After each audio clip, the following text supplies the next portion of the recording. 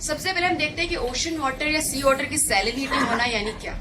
मैं एक unit water, क्या मैं एक वेट का वाटर लेती हूँ और उस वाटर की अगर मुझे सैलिनिटी फाइंड करनी है तो उससे क्या होगा कि मैं पूरे पानी को दो डिवीजन में डिवाइड करूंगी। एक उसका फ्रेश वाटर, उसे मैं एफ दूंगी, और उसके अंदर जितने भी सॉल्ट है उसको मैं एस दूंगी, राइट। तो अगर किसी भी वाटर में वो फ्रेश वाटर अगर ज्यादा है उस पूरे सॉल्ट पैकेट से, तो वो वाटर जो है कम सलाइन कहते हैं। और फ्रेश वाटर की कंपेयर में वो पूरा एस का जो सॉल्ट का पैकेट है वो अगर ज्यादा है तो उसे हाई सैलिनिटी कहते हैं, राइट। इस तरीके की सी वाटर में ज्यादातर जो सॉल्ट पाए जाते हैं sodium chloride, magnesium chloride, magnesium sulphate, calcium sulphate, इस तरीके के प्रपोर्शंस में जो है ओशन वाटर्स में सॉल्ट्स पाए जाते हैं। NaCl यानी सोडियम क्लोराइड सबसे ज्यादा क्वांटिटी में क्यों ओशन वाटर्स में पाया जाता है? हर एक जो सॉल्ट होते हैं ओशन वाटर्स में उनकी एक साइकिल होती है, वो जो है एडिशन होती है सॉल्ट वाटर सी वाटर में, उनका वो रहते हैं सॉल्ट वाटर में कुछ टाइम तक और फिर उनका पर्सिपिटेशन होता है बॉटम लेयर में, बॉटम में ओशन के फ्लोर पे। जो सोडियम एंड क्लोराइड ऐसे सॉल्ट है जिनका रेसिडुअल टाइम सबसे ज्यादा है, यानी कि उनका एडिशन ओशन वाटर में हो जाए उसके बाद वो सबसे ज्यादा टाइम तक ओशन वाटर में रहते हैं। इसीलिए कभी भी ओशन वाटर को अगर हम चेक करें तो कोई भी ओशन वाटर दुनिया में कहीं पे भी कॉर्नर पे जाए तो NaCl का जो है प्रपोर्शन हमेशा हमें ज्यादा पाया जाता है, इररिस्पेक्टिव ऑफ एब्सोल्यूट सैलिनिटी। यानी कि कोई वाटर ज्यादा सलाइन है या कोई वाटर कम सलाइन है, यानी कि फ्रेश वाटर ज्यादा है, फ्रेश वाटर कम है, वो कुछ भी हो सकता है। लेकिन किसी भी ओशन वाटर दुनिया में कहीं पे भी आप जाएं, किसी भी ओशन वाटर का सैंपल ले, उसमें जो सॉल्ट के प्रपोर्शंस है जो हमने यहाँ पे देखी कि NaCl 78% ही होगा, MgCl2 मैग्नीशियम सल्फेट 11% ही होगा, वो प्रपोर्शन जो है ओशन में हमेशा सेम रहता है। यानी कि फ्रेश वाटर की क्वांटिटी कम हो सकती है, ज्यादा हो सकती है, बट सॉल्ट पैकेट जो मैंने बताया उसके अंदर की सॉल्ट के प्रपोर्शन हमेशा सेम रहते हैं दुनिया में कहीं पे भी जाए, राइट। तो इसको जो है ओशन वाटर का सॉल्ट बजट कहते हैं, जिससे ओशन वाटर जो है अपनी सॉल्ट को, उसकी प्रपोर्शन को मेंटेन करता है, राइट। तो सॉल्ट बजट यानी कि addition of the salt and the removal of the salt, उसका बजट। ओशन वाटर में सॉल्ट्स कहां से आते हैं? The source of salt in ocean water, सबसे पहले तो जो रिवर होती है, राइट, वो पूरा लैंड को इरोड करके, वहां की रॉक्स को, लैंड को इरोड करके जब सी में सबमर्ज होती है। जनरली रिवर जो होती है वो फ्रेश वाटर होती है, बट उसके साथ कुछ माइन्यूट अमाउंट में ये सारे सेडिमेंट्स जो है वो भी ओशन वाटर में मर्ज होते हैं, और उस सेडिमेंट्स में जो सॉल्ट होता है, जो एलिमेंट्स होते हैं, वो भी ओशन वाटर में आते हैं और उनके केमिकल रिएक्शन की वजह से ओशन वाटर में सॉल्ट्स बनते हैं। सबमरीन वोल्केनिज्म, जैसे हमने देखा मिड ओशनिक रीज में जो वोल्केनिज्म होता है, राइट, तो वोल्केनिज्म के दौरान भी बहुत सारे गैसेस अंदर से बाहर आते हैं जैसे कि सल्फर, तो उस तरह से भी ओशन वाटर को सॉल्ट्स मिलते हैं। Third is the between geothermal went, जो जियोथर्मल एनर्जी ओशन बॉटम में हो रही है, उस जियोथर्मल एनर्जी के अराउंड जो जो रॉक्स हैं, उन रॉक्स का भी इरोजन होता है और उस रॉक्स में भी जो है हमें सॉल्ट्स मिलते हैं।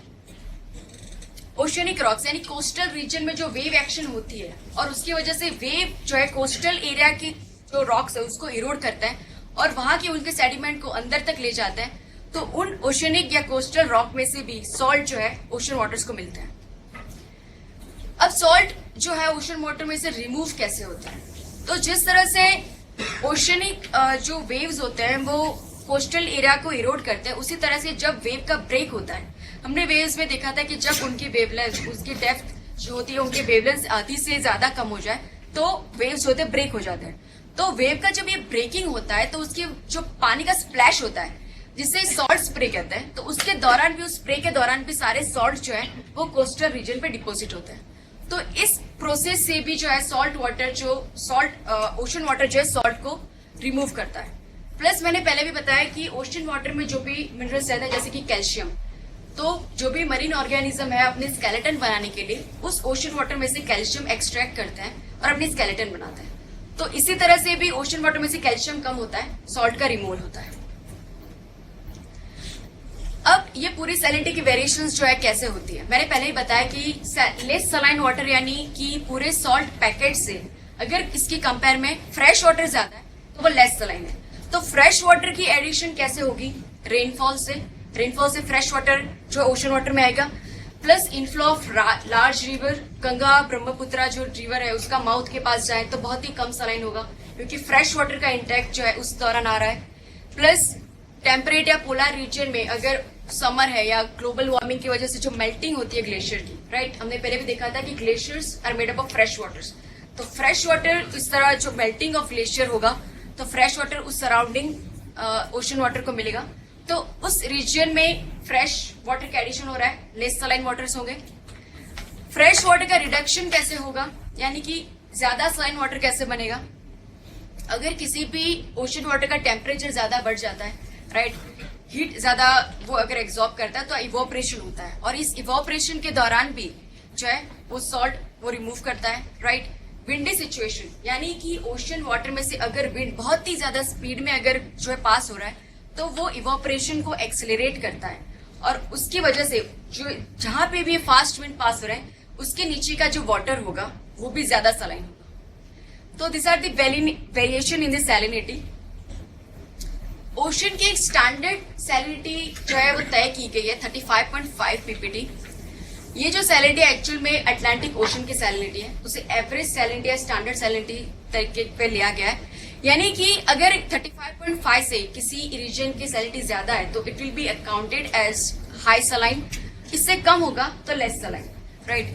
कुछ एग्जाम्पल्स हमने मैप एक्सरसाइज में देखे थे। Dead Sea in the West Asia, Lake Van in the Turkey, Lake Urmia in Iran, they have the salinity of like 350, 400 and 500।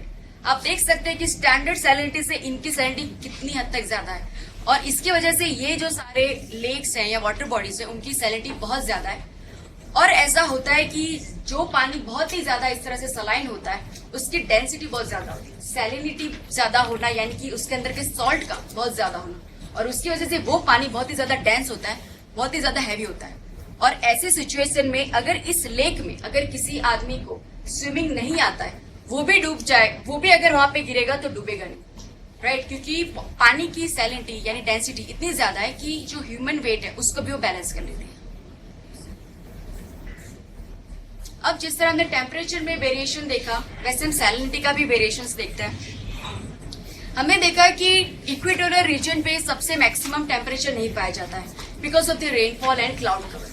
तो इसी सेम रीजन की वजह से इक्वेटोरियल रीजन पे जो है सबसे ज्यादा सैलिनिटी भी नहीं पाई जाती, क्योंकि इक्वेटोरियल, यहाँ पे आप इस डायग्राम में देखिए जो ब्लू रीजन है वो बताता है कि less salinity, yellow to red यानी हाई सैलिनिटी। इक्वेटोरियल रीजन पे हम देखते हैं कि सबसे जो है इक्वेटोरियल रीजन ट्रॉपिकल रीजन से कम सैलिनिटी क्यों है, क्योंकि वहां पे रेनफॉल होता है, इतना ज्यादा रेनफॉल होता है कि वो फ्रेश वाटर इंटैक्ट इक्वेटर को मिलता है, राइट। ऊपर से क्लाउड कवर रहता है, इवोपरेशन कम होता है, तो इक्वेटर पे कम सैलिनिटी होती है कंपेयर टू ट्रॉपिक्स। ट्रॉपिक्स में क्लियर स्काई होता है, राइट, और हम क्लाइमेटोलॉजी में देखेंगे वो हाई प्रेशर रीजन है, वहां पे इवोपरेशन बहुत ज्यादा होती है।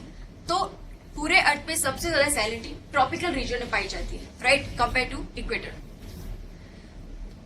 और एक वेरिएशन है सैलिनिटी में, हेमिस्फेरिक वेरिएशन। वैसे तो हमने देखा कि नॉर्दर्न हेमिस्फेयर में ज्यादा लैंड मास है और इसलिए वो ज्यादा गर्म रहता है, राइट। तो उस हिसाब से नॉर्दर्न हेमिस्फेयर के जो वाटर है वो ज्यादा सलाइन रहने चाहिए compare to southern ocean, right.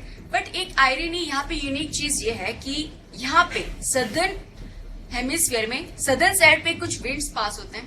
Climatology में देखेंगे कि इसे हम वेस्टर्लीज कहते हैं।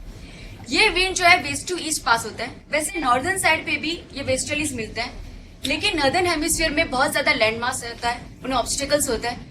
यहाँ पे सिर्फ पूरा ओपन सी मिलता है, इसलिए ये जो वेस्टर्लीज होते हैं काफी स्पीड में पूरे अर्थ को इस तरह सर्किम नेविगेट करते हैं, फ्लो करते हैं। और इसकी वजह से मैंने पहले बताया कि जो विंड अगर बहुत ही स्पीड में अगर वाटर बॉडी से पास होता है तो इवोपरेशन को एक्सेलरेट करता है, और इसकी वजह से जहां से भी ये फास्ट मूविंग वेस्टर्लीज पास होता है, इसकी वजह से ये जो रीजन का पानी है वो ज्यादा सलाइन रहता है कंपेयर टू नॉर्दर्न हेमिस्फीयर। ये जो विंड्स हो इतने फास्ट होते हैं कि उनको अलग अलग नाम दिए गए हैं। जैसे 40 डिग्री लैटिट्यूड में पास होने वाले वेस्टर्लीज को रोरिंग 40s कहा जाता है, 50 डिग्री वाले को फ्यूरियस 50 और 60 को श्रिंकिंग 60s और 70 डिग्री लैटिट्यूड के विंड्स को स्क्रीमिंग 70s कहा जाता है। They very fast winds. Local variation, obviously हमने देखा कि जहां पे भी वार्म करंट पास होता है, राइट, वार्म करंट टेम्परेचर जो है वाटर का वो ज्यादा बढ़ाते हैं, गर्म करते हैं, और उसकी वजह से वो जो पानी है ज्यादा सलाइन रहता है। कोल्ड वाटर्स जो होते हैं, कोल्ड करंट जहां से पास होते हैं उस रीजन का पानी ठंडा हो जाएगा, और ठंडा पानी जो होता है उसकी सैलिनिटी यानी सॉल्ट होल्डिंग कैपेसिटी भी कम होती है, राइट। तो ठंडा पानी जहां से होगा वो कम सलाइन होगा, राइट। तो वार्म ओशन करंट जो है जहां से पास होता है वहां की सैलिनिटी ज्यादा होती है, कोल्ड करंट जहां से पास होते हैं वहां की सैलिनिटी भी कम होती है। यहाँ पे भी एनक्लोज सी का जो हमने टेम्परेचर में देखा वैसा ही यहाँ पर भी मिल रहा है। अगर ट्रॉपिकल रीजन में कोई एनक्लोज सी है तो उसकी सैलिनिटी उसके ओपन सी से ज्यादा होगी, राइट, क्योंकि एनक्लोज है उसके सॉल्ट का मिक्सिंग नहीं हो रहा है। जहां पे भी यहाँ पे इवोपरेशन ज्यादा है और सैलिनिटी ज्यादा है तो वो वहीं पे इतनी सैलिनिटी रह जाएगी। इसके कंपेयर में अगर हम टेम्परेट रीजन का कोई एनक्लोज सी ले लें तो उसकी सैलिनिटी ऑलवेज कम होगी उसके ओपन सी से, राइट। तो ये जो वेरिएशंस है एनक्लोज सी का same as the temperature. Inflow of the large rivers, कहीं पे भी अगर इस तरह यहाँ पे सपोज इंडिया में बे ऑफ बंगाल में गंगा और ब्रह्मपुत्रा जो है उसका इनफ्लो बे ऑफ बंगाल में होता है, तो बे ऑफ बंगाल की सैलिनिटी जो है वो अरेबियन सी से कम होती है, बिकॉज अरेबियन सी को जो रिवर्स मिल रही है उसकी अमाउंट में यहाँ का फ्रेश वाटर का इनफ्लो बहुत ज्यादा होता है, राइट। तो बे ऑफ बंगाल की सैलिनिटी अरेबियन सी से जो है हमेशा कम होगी। इसी तरह से और भी बहुत बड़ी बड़ी रिवर्स हमने देखा था रिवर बेसिन टॉपिक में। ऐसी बड़ी रिवर्स अगर इस तरह छोटे से सी या एनक्लोज बॉडी में होती है तो वो एनक्लोज बॉडी भी कम सलाइन होती है, राइट। जैसे मिसौरी रिवर बेसिन जो है गल्फ ऑफ मैक्सिको में जो है फ्लो करती है, इसकी वजह से गल्फ ऑफ मैक्सिको की सैलिनिटी भी कम होती है। इस तरह के यहाँ सेंट्रल एशिया में एक छोटा सा एनक्लोज्ड बॉडी है, अरल सी कहते हैं उसको। अरल सी वैसे तो देखिए एक एनक्लोज्ड बॉडी है, आसपास के रीजन अरिड है, उसकी सैलिनिटी बहुत ज्यादा होनी चाहिए, बट इसके अंदर फ्लो करती है इस रीजन के सबसे इंपॉर्टेंट दो रिवर्स आमू दरिया एंड सिर दरिया। तो इन दोनों रिवर के इनफ्लो की वजह से इसकी सैलिनिटी हमेशा कम रहती है। ब्लैक सी, यूरोप में मैंने कहा था जब यूरोप फिजिकल कराया था कि यूरोप में बहुत सारी जो रिवर्स है वो ब्लैक सी में जो है इनफ्लो करती है, लाइक निपर, निस्टर, दनुबे रिवर, ऊपर से डॉन रिवर। तो ये सारी रिवर भी फ्रेश वाटर जो है उसका फ्लो या एडिशन करती है इस ब्लैक सी में, इसलिए ब्लैक सी की सैलिनिटी इसलिए कम रहती है। पर्शियन सी भी आप देख सकते हैं कि पर्शियन सी और यहाँ पे ऐसे ही एनक्लोज रेड सी भी है, लेकिन रेड सी में इस तरह की बड़ी रिवर्स की इनफ्लो नहीं होती जैसी यूफ्रेटिस और टाइग्रिस पर्शियन गल्फ में करता है। तो इसकी वजह से पर्शियन गल्फ की भी सैलिनिटी रेड सी से हमेशा कम होगी। फोर्थ है ग्लेशियर्स। ग्लेशियर्स भी फ्रेश वाटर की एडिशन करते हैं। बाल्टिक सी में ऊपर जो स्कैंडिनेवियन कंट्रीज है वहां पे ग्लेशियर्स विंटर सीजन में बनते हैं, राइट। इवन इन वाटर्स में भी ग्लेशियर्स बनते हैं, और समर सीजन में जब इनकी मेल्टिंग होती है बाल्टिक सी को फ्रेश वाटर मिलता है और इसीलिए बाल्टिक सी की जो है सैलिनिटी कम रहती है बिकॉज ऑफ द ग्लेशियर्स। जैसे हमने टेम्परेचर की वर्टिकल डिस्ट्रीब्यूशन देखी, यानी कि ओशन सरफेस से हम डेप्थ पे जाते हैं तो सैलिनिटी में क्या वेरिएशन आता है, वो अगर हम देखें तो वैसे तो सैलिनिटी जैसे हम नीचे जाते हैं कम होती जाती है, क्योंकि जैसे ही हम नीचे जाते हैं पानी का टेम्परेचर कम होता जाता है, और पानी जितना ठंडा होता है उसकी सॉल्ट होल्डिंग कैपेसिटी भी कम होती जाती है। मतलब अगर वो नीचे, अगर कोई भी वाटर नीचे जा रहा है, ठंडा हो रहा है, अगर उसकी कैपेसिटी कम हो जाएगी तो वो एक्सेसिव सॉल्ट को नीचे बॉटम लेयर पे पर्सिपेट कर देगा, राइट। एक चीज इससे कॉन्ट्राडिक्टरी हमें ये अगर आपको पढ़ने मिले कि सैलिनिटी इंक्रीजेस द डेंसिटी, यानी कि सरफेस के वाटर अगर हीट हो रहा है, राइट, तो वो इवोपरेशन करेगा, वो ज्यादा सलाइन हो जाएगा। वो ज्यादा सलाइन वाटर यानी कि इसके अंदर सॉल्ट जो है बहुत ज्यादा बढ़ गया तो वो हैवी हो जाएगा और वो नीचे जाएगा, राइट। इसलिए सैलिनिटी जो है डेंसिटी बढ़ाती है, लेकिन जैसे जैसे ऐसा वाटर जो पैकेट है वो नीचे आता है वो ठंडा होता जाता है, और जैसे वो ठंडा होता है उसकी होल्डिंग कैपेसिटी कम हो जाती है, एक्सेसिव जो सॉल्ट है उसको पर्सिपेट कर जाएगा, और धीरे धीरे जो नीचे जाता वाटर है वो हमेशा कम से कम सैलिनिटी जो है उसमें पाई जाएगी। यानी कि जैसे ही हम डेप्थ पे जाएंगे सैलिनिटी पानी की जो है कम होती जाएगी। लेकिन इसमें भी जो वेरिएशन है कि इक्वेटोर रीजन हमने देखा कि वहां पे सैलिनिटी कम होती है compare to tropical region. Right. तो इससे क्या होता है कि अगर हम इक्वेटर के सरफेस से नीचे जाते हैं तो सैलिनिटी थोड़े डेप्थ तक बढ़ती रहती है और उसके बाद कुछ डेप्थ के बाद सैलिनिटी कम होना स्टार्ट करती है, राइट। और उसके अलावा भी काफी सारे कॉम्प्लेक्स वेरिएशन जो है वर्टिकल डिस्ट्रीब्यूशन ऑफ सैलिनिटी में है। इसीलिए जिस तरीके का टेम्परेचर का वर्टिकल डिस्ट्रीब्यूशन का हमने पूरा एक लेयर्स देखे, जो डायग्राम्स देखा, वैसा सैलिनिटी के वर्टिकल डिस्ट्रीब्यूशन में नहीं पाया जाता, क्योंकि ये बहुत ही लोकलाइज लेवल पे बहुत ही अलग अलग सिचुएशन में वो जो है लेयर एक्ट करता है, सैलिनिटी जो है वो बदलती रहती है। तो उसका जो है वेरिएशन काफी कॉम्प्लिकेटेड है। वर्टिकल डिस्ट्रीब्यूशन को इसीलिए ज्यादा उसका लेयर जो हम डिफाइन नहीं कर पाए।